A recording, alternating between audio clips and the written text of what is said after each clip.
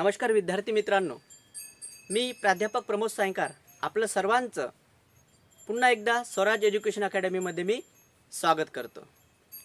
चला, आज आपण एक नवीनच टॉपिक सुरू करणार आहोत, जो की तो टॉपिक इयत्ता 10वी 12वी च्या बोर्ड एग्जाम पेपरमध्ये तो प्रश्न विचारला जातो। आणि एवढंच नव्हे तर स्पर्धा परीक्षेमध्ये 2 मार्कासाठी या टॉपिक मधला प्रश्न मात्र नक्कीच विचारला जातो।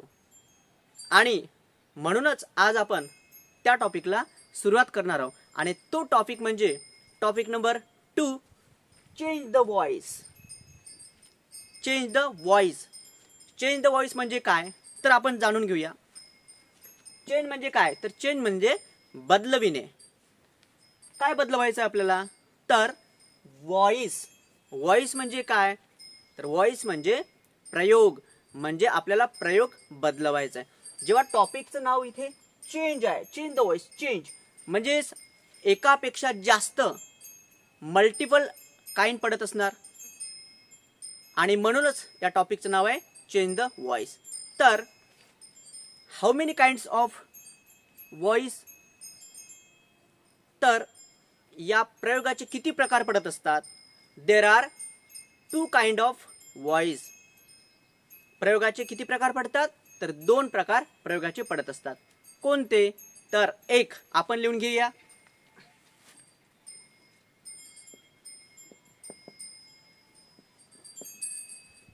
Active voice. पहिला प्रकार पडत असतो चेंज द व्हॉइसचा ऍक्टिव्ह व्हॉइस, ज्याला आपण मराठीमध्ये काय म्हणत असतो कर्तरी प्रयोग। लिहून घेऊया आपण कर्तरी प्रयोग। त्यानंतर दुसरा टाइप कोणता आहे तर दुसरा टाइप आहे पॅसिव्ह व्हॉइस। पॅसिव्ह व्हॉइस म्हणजे काय तर पॅसिव्ह व्हॉइस म्हणजे कर्मणी प्रयोग। कर्मणी प्रयोग। बघा, व्हॉइसचे किती प्रकार पडतात तर व्हॉइसचे 2 प्रकार पडत असतात। एक म्हणजे ऍक्टिव्ह व्हॉइस, ज्याला आपण शॉर्ट फॉर्म मध्ये एव्ही सुद्धा म्हणत असतो, मराठीमध्ये त्याला कर्तरी प्रयोग म्हणायचा आहे। आणि दुसरा प्रकार तो म्हणजे कोणता तर पॅसिव्ह व्हॉइस, ज्याला आपण पीव्ही सुद्धा म्हणत असतो, म्हणजे कर्मणी प्रयोग। आता सर्वप्रथम आपल्याला हे जाणून घ्यायचं की ऍक्टिव्ह व्हॉइस म्हणजे काय। What is mean by active voice, कर्तरी प्रयोग म्हणजे काय तर बघा, कर्तरी प्रयोगाची व्याख्या आपल्याला अशी बनवता येते किंवा अशी म्हणता येते, जेव्हा एखाद्या व्यक्तीने केलेले कार्य हे अधिक महत्त्वाचे नसून कार्य करणारा व्यक्ती महत्त्वाचा असतो, तेव्हा त्यास ऍक्टिव्ह व्हॉइस म्हणजे कर्तरी प्रयोग असं म्हटल्या जाते। त्यानंतर पॅसिव्ह व्हॉइसची डेफिनेशन सुद्धा अशीच बनत असते की जेव्हा एका व्यक्तीने केलेले कार्य हे त्या कार्य करणाऱ्या व्यक्तीपेक्षा अधिक महत्त्वाचे असते, तेव्हा त्याला आपण कर्मणी प्रयोग म्हणजेच पॅसिव्ह व्हॉइस असं आपण म्हणत असतो। ही झाली मराठीमध्ये माहिती। आता आपण बघूया इंग्रजीमध्ये। इंग्लिशमध्ये ऍक्टिव्ह व्हॉइसची डेफिनेशन सोप्यात सोपी डेफिनेशन आपण बनवलेली आहे, आपण क्रिएट केलेली आहे। ती डेफिनेशन म्हणजे अशी की the sentence which start from active from subject, the sentence which start from subject then it is called as active voice। म्हणजेच ज्या वाक्याची सुरुवात ही सब्जेक्ट पासून म्हणजे कर्त्यापासून होत असते, तेव्हा त्याला आपण ऍक्टिव्ह व्हॉइस असं म्हणत असतो। आणि पॅसिव्ह व्हॉइसची definition the sentence which start from object then it is known as passive voice. ज्या वाक्याची सुरुवात ही कर्मापासून म्हणजे ऑब्जेक्ट पासून होत असते, तेव्हा त्याला आपण काय म्हणत असतो पॅसिव्ह व्हॉइस म्हणजे कर्मणी प्रयोग असं आपण म्हणत असतो। तर बघा, एकंदरीत कसं असते की वाक्य जे असते त्या वाक्याची सुरुवात जर तुम्हाला सब्जेक्ट पासून झालेली दिसत असेल आणि वाक्याच्या शेवटी जर ऑब्जेक्ट असेल कर्म, तर ते समजायचं तुम्हाला की ऍक्टिव्ह व्हॉइस। आणि एखाद्या वाक्याची सुरुवात ही ऑब्जेक्ट पासून कर्मापासून जर झालेली असेल तर समजायचं आहे तुम्हाला तो म्हणजे पॅसिव्ह वॉइस. आता परीक्षेमध्ये तुम्हाला प्रश्न विचारला जातो, तो प्रश्न ॲक्टिव्ह वॉइसचा पण असू शकतो, पॅसिव्ह वॉइसचा पण असू शकतो. जर ॲक्टिव्ह वॉइसचा जर प्रश्न असेल तर तो तुम्हाला ओळखायचा असतो, दिलेलं वाक्य तुम्हाला ओळखायचं असते. असं तिथे दिलेलं नसते खाली की सेंटेन्स हे ॲक्टिव्ह वॉइसचं आहे आणि तुम्हाला ते पॅसिव्ह वॉइसमध्ये करायचं आहे, किंवा सेंटेन्स हे पॅसिव्ह वॉइसमध्ये आहे आणि तुम्हाला ॲक्टिव्ह वॉइसमध्ये करायचं आहे, असं दिलेलं नसते. सेंटेन्स फक्त दिलेलं असते आणि खाली ब्रॅकेटमध्ये लिहून असते change the voice, change the voice एवढेच लिहून असते फक्त. आणि तेव्हा तुम्हाला तो व्हॉइस ओळखायचा असतो, तो प्रयोग ओळखायचा असतो आणि त्या दुसऱ्या प्रयोगामध्ये त्याचं कन्वर्ट करायचं असते. तर मग ॲक्टिव्ह व्हॉइसचं सेंटेन्स जर तुम्हाला विचारलं असेल तर त्याचं रूपांतर तुम्हाला पॅसिव्ह वॉइसमध्ये करायचं असते, आणि पॅसिव्ह वॉइसचं विचारलं असेल तर ॲक्टिव्ह वॉइसचं विचारलं असेल. आणि जर तुम्हाला हे ॲक्टिव्ह वॉइस किंवा पॅसिव्ह वॉइस जर ओळखायचा असेल तर तुम्हाला यापूर्वीचा जो आपण टॉपिक शिकलो होतो टेन्स, तो तुम्हाला बघणं गरजेचं आहे. बिकॉज जोपर्यंत तुम्ही टेन्स हा टॉपिक पाहत नाही किंवा टेन्स हा टॉपिक तुम्ही समजून घेत नाही, जोपर्यंत तुम्हाला टेन्स या टॉपिकचं आकलन होत नाही, तोपर्यंत तुम्हाला चेंज द व्हॉइस टॉपिक येणं कठीण आहे. तुम्हाला चेंज द व्हॉइस टॉपिक तो समजू शकणार नाही. त्यामुळे आपण स्वराज एज्युकेशन अकॅडमीमध्ये आपल्या या यूट्यूब चॅनलवर टेन्स हा टॉपिक शिकवलेला आहे, खूप सोप्या पद्धतीने शिकवलेला आहे. तो तुम्ही त्याचे 14ही व्हिडिओ तुम्ही बघू शकता आणि समजून घेऊ शकता. आता ॲक्टिव्ह वॉइसचं रूपांतर पॅसिव्ह वॉइसमध्ये करणे किंवा पॅसिव्ह वॉइसचं रूपांतर ॲक्टिव्ह वॉइसमध्ये करणे, यासाठी तुमच्याकडे खूप सारं मटेरियल असणं गरजेचं आहे. तुम्हाला 10चे 12ही फॉर्म्युले पाठ असणं गरजेचं आहे. याचे सुद्धा फॉर्म पडत असतात, याचे सुद्धा कन्स्ट्रक्शन आहे, ते आपल्याला सगळे स्टेप बाय स्टेप शिकायचे आहे. परंतु आपण चेंज द व्हॉइस या प्रकाराला सुरुवात करण्यापूर्वी किंवा ॲक्टिव्ह वॉइसचं पॅसिव्ह वॉइसमध्ये कन्वर्ट कसं करायचं किंवा पॅसिव्ह वॉइसचं ॲक्टिव्ह वॉइसमध्ये कन्वर्ट कसं करायचं हे शिकण्यापूर्वी तुम्हाला केसेस ऑफ व्हॉइस हे माहिती असणं गरजेचं आहे. मग आता केसेस ऑफ व्हॉइस म्हणजे काय, तर हे आपण सर्वप्रथम जाणून घेऊ.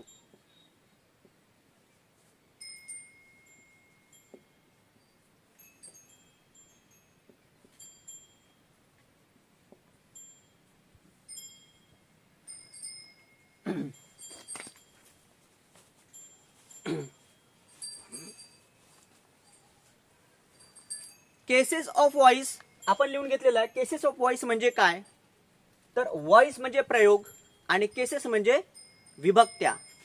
आता आपल्याला जाणून घ्यायचं आहे प्रयोगाच्या विभक्त्या. प्रयोगाच्या विभक्त्या, विभक्त्या किंवा विभक्ती. ज्याप्रमाणे मराठी व्याकरणमध्ये प्रयोगाच्या विभक्त्या असतात, त्याप्रमाणे इंग्रजी व्याकरणमध्ये सुद्धा प्रयोगाच्या विभक्त्या असतात. जसं की उदाहरणार्थ मराठीमध्ये प्रथमा विभक्ती, द्वितीय विभक्ती, तृतीय, चतुर्थ, पंचमी, षष्ठी, सप्तमी, अष्टमी, नवमी आणि दशमी इत्यादी प्रकारच्या विभक्त्या पडत असतात. त्याचप्रमाणे इंग्रजीमध्ये सुद्धा विभक्त्या पडत असतात आणि या विभक्त्या तुम्हाला माहिती असणं गरजेचे आहे. जसं की इंग्रजीमध्ये नॉमिनेटिव्ह, ऑब्जेक्टिव्ह, रिफ्लेक्सिव्ह आणि पोसेसिव्ह अशा प्रकारे सुद्धा इथे विभक्त्या पडत असतात आणि या सुद्धा आपल्याला माहिती असणं गरजेचं आहे. तर आपल्याला एवढ्या विभक्त्याचं या चेंज द व्हॉइस या प्रकारामध्ये काम नाही, तरी पण दोन विभक्त्याचं म्हणजे नॉमिनेटिव्ह आणि ऑब्जेक्टिव्हचं इथे काम आहे आणि ते तुम्हाला पाठ असणं गरजेचं आहे. जोपर्यंत तुम्हाला या विभक्त्या माहिती नाही तोपर्यंत तुम्हाला सेंटेन्स बनवता येणं कठीण आहे, अवघड आहे आणि त्यामुळे तुम्हाला विभक्त्या माहिती असणं गरजेच्या आहे. चला आपण सुरुवात करूया त्या विभक्त्याला. सर्वप्रथमचा आपण कॉलम बनवून घेऊया एक, तो म्हणजे नॉमिनेटिव्हचा. दुसरा कॉलम बनवून घेऊ आपण ऑब्जेक्टिव्हचा तिसरा कॉलम बनवून घेऊया पोसेसिव्हचा आणि चौथा कॉलम बनवून घेऊ आपण रिफ्लेक्सिव्हचा. 4 कॉलम आपण बनवून घेतलेले आहे. आता बघा नॉमिनेटिव्ह म्हणजे प्रथमा आणि ऑब्जेक्टिव्ह म्हणजे द्वितीय किंवा कर्मणी सुद्धा आपल्याला म्हणता येते. या इत्यादी प्रकारच्या आपण 4 विभक्त्या लिहून घेतलेल्या आहे. तुम्हाला या 2 कॉलमचं काम नाही आहे, तरी पण तुम्हाला माहितीसाठी असो, तुमच्याकडे माहिती जर असेल, मटेरियल असेल, तर तुम्हाला त्याचा फायदा नक्की होत असतो. आपण बघून घेऊया. बघा आता सर्वप्रथमची विभक्ती आहे आय. आय म्हणजे का, तर आय म्हणजे मी. त्यानंतर याची द्वितीय विभक्ती आहे मी. आयची द्वितीय विभक्ती आहे मी. मग मी म्हणजे का, आय म्हणजे मी, तर मी म्हणजे का सांगा. मी म्हणजे काय? मी म्हणजे तू नाही, मी म्हणजे तू नाही, मी म्हणजे तू होत नाही. मी असाच एक क्वेश्चन विचारला होता मुलांना. आय म्हणजे का, तर मी म्हणजे, आणि आय म्हणजे का म्हटलं तर मी, आणि मी म्हणजे का, तर तू नाही, तू होणार नाही. मीचा अर्थ काय होतो, ME. मी म्हणजे काय, तर मी म्हणजे मला. मी म्हणजे मला. त्यानंतर याची तृतीय विभक्ती काय आहे? तृतीय विभक्ती आहे याची वाली माय किंवा माई, म्हणजे माझा, माझी, माझे असा याचा अर्थ होतो. आणि चौथी विभक्ती याची काय, रिफ्लेक्सिव्ह, तर याची आहे माय सेल्फ. माय सेल्फ म्हणजे मी स्वतः किंवा मला स्वतःला, असा याचा अर्थ होतो. द्वितीय विभक्ती आहे उई. आता उई म्हणजे काय, तर उई म्हणजे आम्ही. आणि याची द्वितीय विभक्ती आहे अस. अस म्हणजे आम्हाला. अस म्हणजे आम्हाला. तृतीय विभक्ती काय आहे याची? तृतीय विभक्ती सांगा काय आहे तृतीय विभक्ती याची? अवर. अवर. अवर म्हणजे आमचा, आमची, आमचे. आणि चतुर्थ विभक्ती याची अवर सेल्फ, म्हणजे आम्ही स्वतः किंवा आम्हा स्वतःला.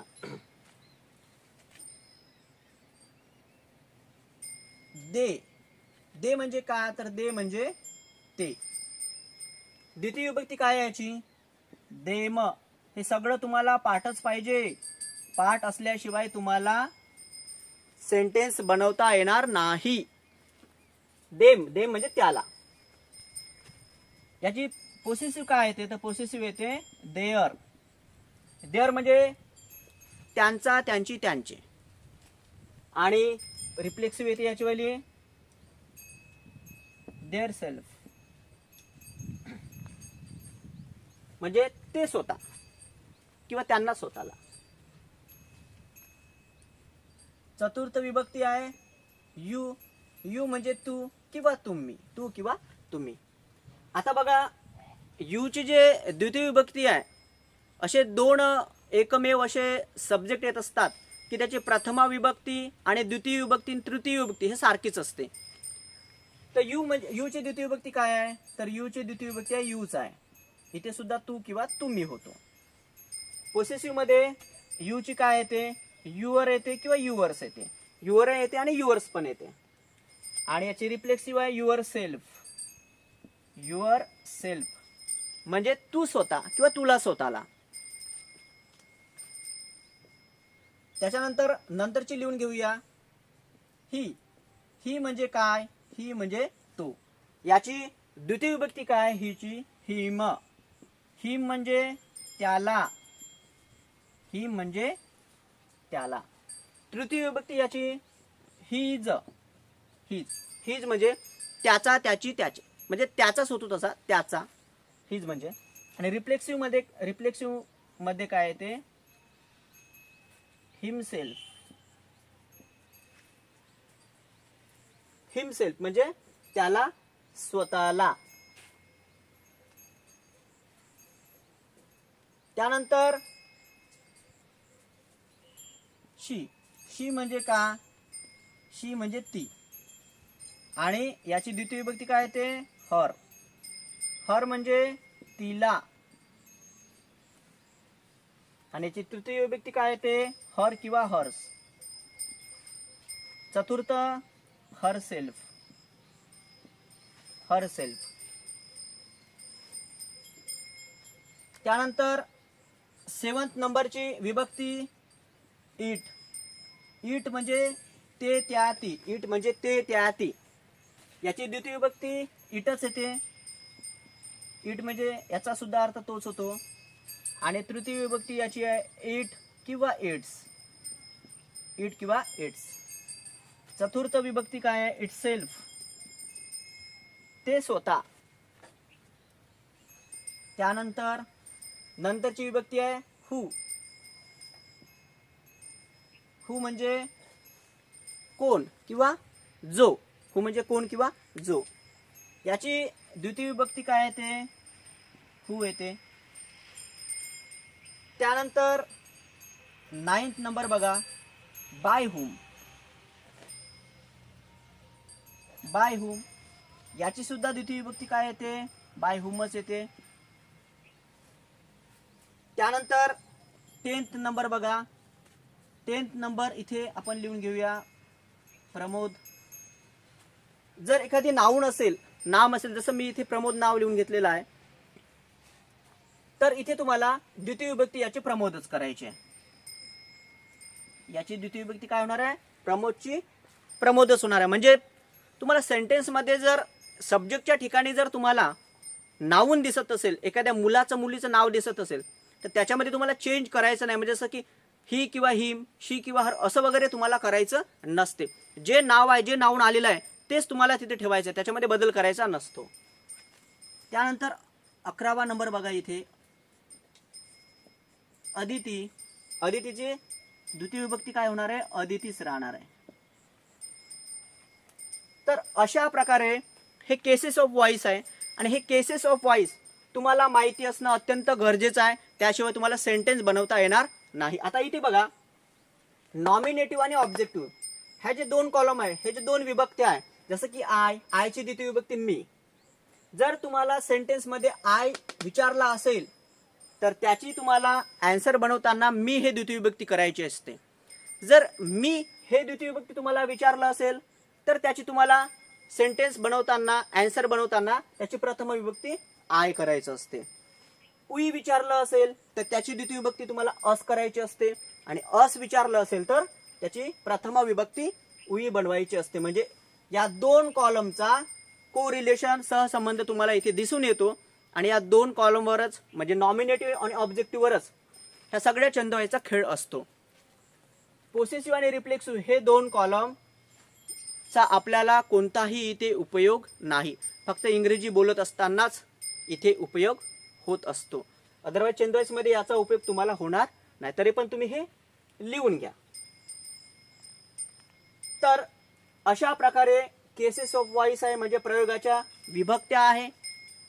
आता आपण सुरुवात करूया स्टेप बाय स्टेप. प्रत्येक क्रमाक्रमाने गोष्ट आपण छंदवाची शिकूया. प्रत्येक काळानुसार आपण शिकूया. बरेच माझ्या मित्र मैत्रिणीमध्ये एक अशा प्रकारचा न्यूनगंड तयार झालेला आहे किंवा अशी चुकीची माहिती मिळालेली आहे किंवा चुकीचं अध्ययन झालेलं आहे की जेव्हा दिलेल्या वाक्यामध्ये बाय हा शब्द असतो तेव्हा समजायचं की हा पॅसिव्ह वॉइस आहे, कर्मणी प्रयोग आहे. परंतु नाही मित्रांनो, ही चुकीची गोष्ट आहे. तुम्ही जे काही आतापर्यंत शिकले असाल किंवा तुमच्या मनामध्ये हे चुकीचं जे पेरण्यात आलेलं आहे, मी बरेच मित्रमैत्रिणींमध्ये बघतो किंवा विद्यार्थ्यांमध्ये बघतो की दिलेल्या वाक्यामध्ये जर बाय असेल तर समजायचं की हे पॅसिव्ह वॉइस आहे. नाही, असं होत नाही. विदाऊट बायने सुद्धा सेंटेन्स आहे आणि बनत असते. विदाऊट बायचं सुद्धा पीव्ही म्हणजे पॅसिव्ह वॉइस असतेच. तुम्ही म्हणाल की कसं? हा, तर हेच तुमच्या ज्या मनामध्ये चुकीचं अध्ययन करण्यात आलेलं आहे, तर ते चुकीचं अध्ययन मध्ये इम्प्रूव्हमेंट करण्यासाठी आपण म्हणजे स्वराज एज्युकेशन अकॅडमी तुम्हाला शिकवणार आहे, घेऊन आलेला आहे. तर अशा प्रकारेच आपण शिकणार आहोत की विदाऊट बायने सुद्धा सेंटेन्स असतात आणि ते ओळखायचे कसे असते हे प्रत्येक गोष्ट आपण स्टेप बाय स्टेप आणि प्रत्येक सबकाइंड्सनुसार आपण शिकणार आहोत. तर सर्वात पहिले आपण पहिला जो काइंड्स आहे सबकाइंड्स आहे सिंपल प्रेझेंट टेन्स, म्हणजे प्रेझेंट टेन्स मध्ये आपण सर्वात पहिले शिकणार आहोत. बघा इथे सिंपल प्रेझेंट टेन्स म्हणजे प्रेझेंट टेन्स मधील जो पहिला सबकाइंड्स आहे सिंपल प्रेझेंट टेन्स, या सिंपल प्रेझेंट टेन्स पासूनच आपण सुरुवात करणार आहोत. आता सिंपल प्रेझेंट टेन्स म्हणजे मी तुम्हाला सांगितलं होतं की साधा वर्तमान काळ, यापासूनच आपण या पॅसिव्ह वॉइसला सुरुवात करणार आहोत. प्रस्तुत सेंटेन्स हे ऍक्टिव्ह वॉइसचं असणार आहे, म्हणजे एव्हीचं असणार आहे आणि त्याचं रूपांतर तुम्हाला पीव्ही मध्ये म्हणजे पॅसिव्ह वॉइस मध्ये करायचं आहे, किंवा पॅसिव्ह वॉइसचं सेंटेन्स असणार आहे आणि तुम्हाला त्याचं रूपांतर कशामध्ये करायचं आहे तर एव्ही मध्ये करायचं आहे. अशा प्रकारे आज आपण सुरुवात करूया. तर हे सर्व शिकण्यासाठी किंवा एव्हीचं पीव्ही मध्ये किंवा पीव्हीचं एव्ही मध्ये रूपांतर करण्यासाठी आपल्याकडे हवं असते, आपल्याकडे पाहिजे असते ते म्हणजे काय तर कन्स्ट्रक्शन म्हणजे फॉर्म्युला. विदाऊट कन्स्ट्रक्शनने आपण सेंटेन्स बनवू शकणार नाही. तर आपण सर्वप्रथम याचं कन्स्ट्रक्शन लिहून घेऊया आणि जे काही याचे रूल्स आहे तर हे सगळे रूल्स आपण सेंटेन्स सोडवताच मी तुम्हाला रूल्स सुद्धा सांगून देणार आहोत. तर याचं कन्स्ट्रक्शन काय आहे? Construction object plus MSR plus V3 plus extension plus by plus subject to convert. बघा सिंपल प्रेझेंट टेन्सचा पॅसिव्ह वॉइसचा फॉर्म्युला असा आहे object plus MSR plus V3 plus extension plus by plus subject to convert. आता तुम्ही म्हणाल की sir हा पॅसिव्ह वॉइसचा फॉर्म्युला, मग ऍक्टिव्ह वॉइसचा फॉर्म्युला कुठे गेला? तुम्ही ऍक्टिव्ह वॉइसचा तर फॉर्म्युला आम्हाला सांगितलाच नाही. मी ऍक्टिव्ह वॉइसचा फॉर्म्युला पण तुम्हाला यापूर्वी सांगितलेला आहे. तर कोणता? तर तो म्हणजे टेन्सचा.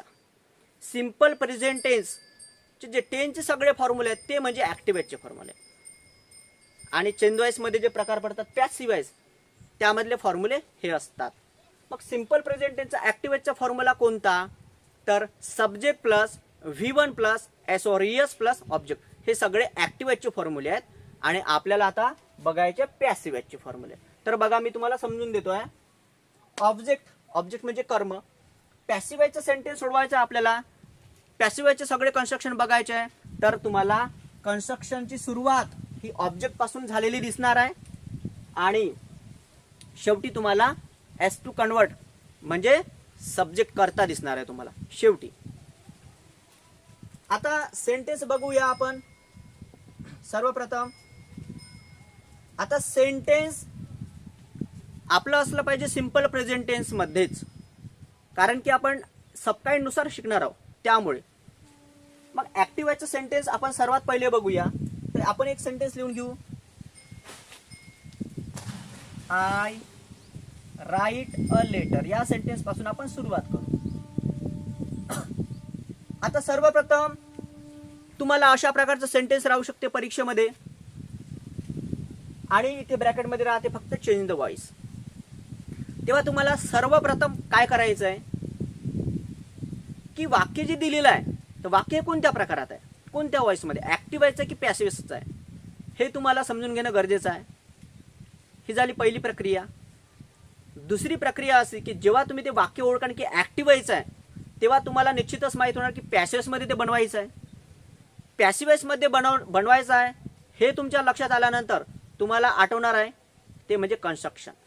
आणि जेव्हा कन्स्ट्रक्शन तुम्हाला आठवेल तेव्हा मात्र नक्कीच तुम्हाला सेंटेन्स बनवता येईल. आता तुम्हाला वाक्य ओळखण्याची एक इझी ट्रिक्स मी तुम्हाला सांगतो. बघा इथे काय करायचं, तुम्ही सर्वप्रथम इथे तुम्हाला सब्जेक्ट दिसत आहे तो सब्जेक्ट इथे लिहून घ्यायचा तुम्ही. त्यानंतर सब्जेक्ट नंतर लगेच तुम्हाला वर्ब दिसत आहे आणि वर्बचं पहिलं रूप दिसत आहे राईट, त्यामुळे ते V1 लिहून घ्यायचं आहे. याला SS लागलेला दिसत नाही आहे त्यामुळे नका लिहू तुम्ही. आणि नंतर लगेच तुम्हाला दिसत आहे इथे ऑब्जेक्ट आणि मग इथे ऑब्जेक्ट लिहून घ्यायचा आहे. आता बघा हा जो फॉर्म्युला तयार झाला तर हा फॉर्म्युला झाला सिंपल प्रेझेंट टेन्सचा फॉर्म्युला तयार. ठीक आहे, मी इथे SS लिहिलेलं नाही आहे बिकॉज इथे नाही आहे त्यामुळे नाही लिहिलं, काही प्रॉब्लेम नाही. तरी पण हा फॉर्म्युला तुम्हाला दिसत आहे सिंपल प्रेझेंट टेन्सचा तयार झालेला. नक्कीच आता तुम्हाला समजलं असेल की सिंपल प्रेझेंट टेन्सचं हे सेंटेन्स आहे ऍक्टिव्ह वॉइसचं, बिकॉज इथे सब्जेक्ट पासून सुरुवात झालेली आहे, लगेच वर्ब आहे आणि ऑब्जेक्ट आहे, त्यामुळे हे वाक्य आहे सिंपल प्रेझेंट टेन्सचं ऍक्टिव्ह वॉइसचं. मग आता आपल्याला कशामध्ये करायचं आहे, त्याच प्रकारामध्ये करायचं आहे. ज्या सबकाइंड्समध्ये ज्या टेन्समध्ये जे सेंटेन्स आहे त्याच सेंटेन्समध्ये तुम्हाला त्याचा आन्सर सोडवायचं असते, दुसऱ्या प्रकारामध्ये नाही. तर त्यासाठी तुमच्याकडे पाहिजे ते म्हणजे काय, फक्त कन्स्ट्रक्शन आणि कन्स्ट्रक्शन याच गोष्टी पाहिजे तुम्हाला. मग आपण सोडून घेऊया आता कशानुसार, तर या कन्स्ट्रक्शन नुसार. सर्वात पहिले काय करायचं, तुम्ही हे सेंटेन्स जेव्हा रीड करता, रीड केल्यानंतर काय करायचं, या सेंटेन्सचे काय करायचे, तुम्ही भाग करायचे, तुकडे करून टाकायचे, फॅक्टर्स करायचे वेगवेगळे. बिलकुल किती तुकडे होते हे करून घेऊया. आय हा तुम्हाला एक सब्जेक्ट दिसत आहे, हा झाला एक भाग, एक तुकडा झाला. वर्ब तुम्हाला इथे दिसत आहे, हा झाला दुसरा तुकडा आणि इथे ऑल लेटर दिसत आहे, ते झाले तिसरा तुकडा. 3 तुकडे तयार झाले इथे, 1 2 3 3 तुकडे इथे तयार झाले. आता काय करायचं, तुम्ही लक्षात घेऊन घ्यायचं की हा सब्जेक्ट आहे, हा वर्ब आहे आणि ऑब्जेक्ट आहे. आता काय करायचं, इथे कन्स्ट्रक्शन कामध्ये ऑब्जेक्ट घ्या. मग ऑब्जेक्ट काय आहे हे लक्षात घ्यायचं, तर ऑब्जेक्ट तुम्हाला दिसते इथे शेवटी कोणतं, अ लेटर. खिचो, या ऑब्जेक्टला इथे घेऊन घ्यायचं पटकन, या तिसऱ्या नंबरला पटकन, या तिसऱ्या तुकड्याला पटकन इथे लिहून घ्यायचं. लिहून घ्या, अ लेटर घेतला. तिसऱ्या तुकड्याला 3 भाग पाडले, 3 तुकडे केले, तिसऱ्या तुकड्याला आपण इथे घेऊन घ्यायचं पटकन याने. त्यानंतर एम इज आर, हे 3 तुम्हाला ऑक्झिलरी वर्ब दिसत आहे, एम इज आर.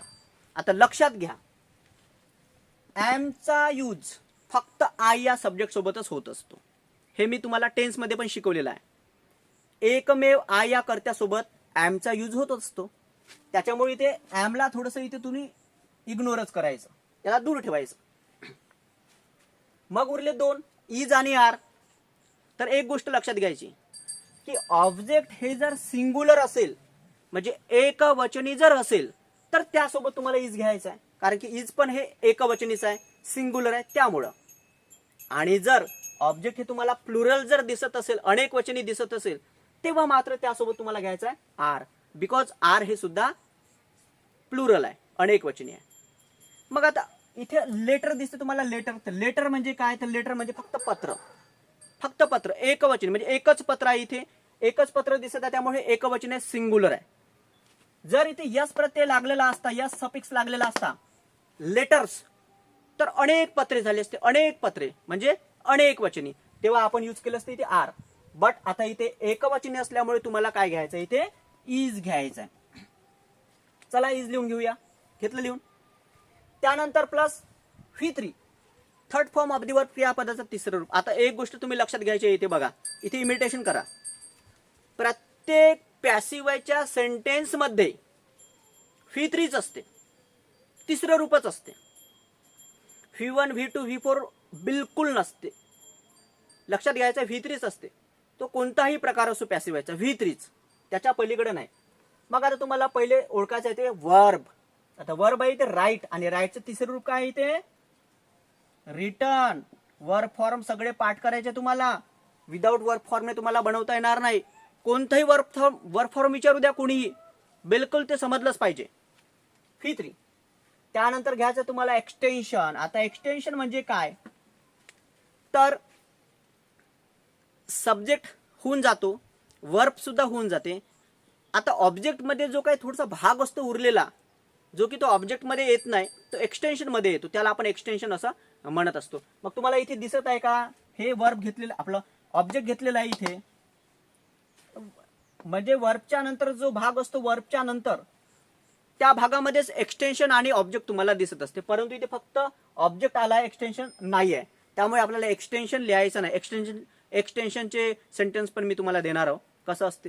आता बहुतांश परीक्षेमध्ये 99% एक्सटेन्शन नसतेच, बट 1% एक्सटेन्शनचं सेंटेन्स असू शकते, परंतु नसतेच. मुळीच परीक्षेमध्ये विचारल्या जात नाही अशा प्रकारचं सेंटेन्स. पण तरी पण आपण शिकून घेतलेलं कधीही चांगलं, कारण की कॉम्पिटेटिव्ह एक्झाममध्ये मात्र विचारू शकते. त्यामुळे मग एक्सटेन्शन इथे नाही आहे, त्यामुळे ते लिहायचं नाही आहे. त्यामुळे ते लिहायचं नाही आहे. आता बघा प्लस बाय. बाय हा सब्जेक्ट तुम्हाला, बाय हा जो शब्द आहे तो जशाना तसा तुम्हाला लिहायचा आहे. आता कधी कधी बाय पॅसिव्हच्या सेंटेन्समध्ये असतोय, कधी नसतोय. त्याच्यामुळं बायकडे लक्ष देऊन तुम्ही अनोळखी बनायचं नाही. म्हणजे सेंटेन्समध्ये बाय असेलच तरच ते पॅसिव्ह आहे, अदरवाईज नाही, असं होत नाही. त्याच्यामुळे बायच्या विश्वासावर तुम्ही राहायचं नाही. इथे बाय आहे, बाय लिहून घेतला आपण. त्यानंतर सब्जेक्ट. आता लक्षात घ्या, यस इथे यस टू आहे, टूचा विचार नंतर करा.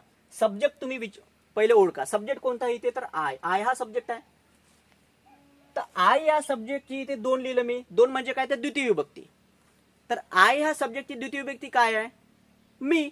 तर त्याच्यामुळे इथे लिहून घ्यायचं तुम्हाला मी.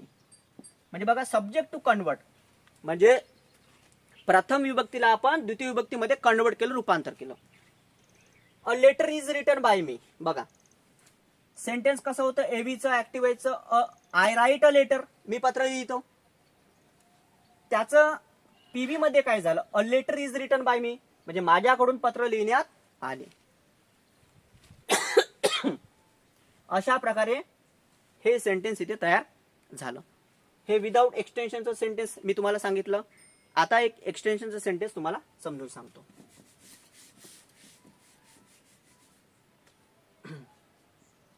ही टेक्स हर अ गिफ्ट. बघा हे सेंटेन्स घेतलं आपण सिंपल प्रेझेंट टेन्स मध्ये. बिकॉज सिंपल प्रेझेंट टेन्स आपण शिकत असल्यामुळे दुसऱ्या सबकाइंडचं सेंटेन्स घेताच येणार नाही. आपण स्टेप बाय स्टेप प्रत्येक गोष्ट शिकणार आहोत. त्याच्यामुळं आता इथे सर्वप्रथम तुम्हाला घ्यायचं ऑब्जेक्ट. आता ऑब्जेक्ट कुठे असतो, वर्बच्या नंतर मी तुम्हाला सांगितलं. याचे भाग करून घ्या. हा पहिला भाग झाला, वर्बचा हा दुसरा भाग झाला. आता इथे 4 भाग पडत आहे. इथे तुम्हाला या वर्बच्या नंतर लगेच इथे कशाची तरी द्वितीय विभक्ती दिसत आहे. बघा कशाचे, हर, शी ची द्वितीय विभक्ती आहे. त्याच्यामुळे इथे तिसरा भाग पडला हा. आणि इथे गिफ्ट हा ऑब्जेक्टचा म्हणजे चौथा भाग पडला. इथे 4 भाग पडले, कधी 3 भाग तर कधी 4 भाग पडते.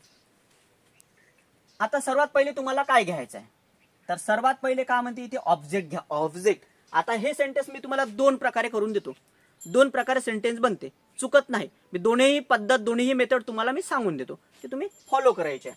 आता सर्वात पहिले आपण काय करू, टेक या वर्ब नंतर ऑब्जेक्ट आपण हर आहे असं समजू. काय समजायचं आहे, हर हे ऑब्जेक्ट आहे असं समजायचं आहे. आणि तुम्हाला हर इथे लिहायचं आहे. सपोज तुम्ही हर जर इथे लिहिलं ऑब्जेक्ट म्हणून, तर त्यासोबत मग तुम्हाला ऑक्झिलरी वर्ब घ्यावं लागेल. मग हर जर लिहिलं तुम्ही, उदाहरणार्थ हर जर लिहिलं तर हर सोबत एम येतो का, नाही. हर सोबत इज येतो का, नाही. हर सोबत आर येतो का, नाही.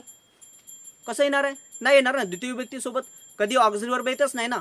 मग त्यामुळे काय करायचं आहे, तर तुम्हाला सेंटेन्सच्या सुरुवातीला असो किंवा सेंटेन्सच्या मधात असो किंवा शेवटी असो, तुम्हाला द्वितीय विभक्ती दिसत असेल तर त्याची प्रथम विभक्ती तुम्हाला वाक्य बनवताना घ्यायचं असते, म्हणजे सुरुवातीला. आता हरची द्वितीय विभक्ती काय आहे, तर हरची द्वितीय विभक्ती आहे शी.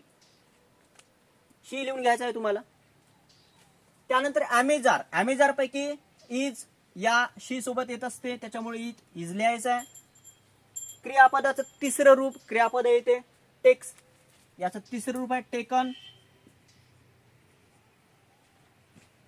आणि त्यानंतर इथे घ्यायचं तुम्हाला एक्सटेन्शन. एक्सटेन्शन वाक्यामध्ये तुम्हाला दिसत आहे का, तर हो. हे ऑब्जेक्ट म्हणून आपण हर घेतलं, ते एक्सटेन्शन उरलं इथे.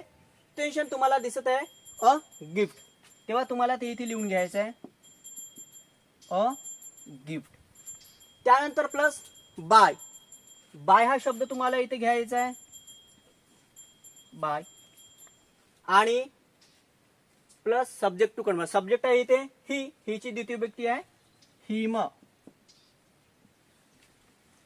बघा, she is taken a gift by him. याला आपण एक्सटेन्शन म्हणून घेतलाय त्याच्यामुळं. आता हे सेंटेन्स पुन्हा मी तुम्हाला दुसऱ्या प्रकारे समजून सांगतो. ऑर मध्ये सर्वप्रथम काय घ्यायचं तुम्हाला, ऑब्जेक्ट. तर ऑब्जेक्ट आता घ्यायचं आहे तुम्हाला अ गिफ्ट. अ गिफ्ट हा ऑब्जेक्ट घेऊ आपण. त्यानंतर ॲमेझर. ॲमेझर पैकी घ्यायचं आहे तुम्हाला इज. नंतर third form of the verb क्रियापदाचं तिसरं रूप क्रियापद टेक. टेकचं तिसरं रूप आहे टेकन. तिसरं रूपच येत असते पॅसिव्ह मध्ये कधी पण. त्यानंतर एक्सटेन्शन.